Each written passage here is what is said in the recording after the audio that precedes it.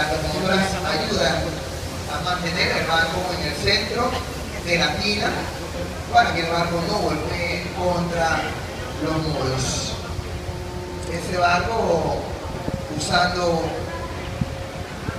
8 locomotoras, 4 al frente, 4 en la parte trasera del barco. Es importante mencionar que en el canal, con las esclusas nuevas, los barcos no usan las locomotoras eléctricas. Allá el barquito al frente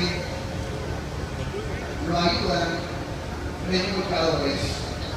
Remolcador al frente, remolcador en la parte trasera del barco.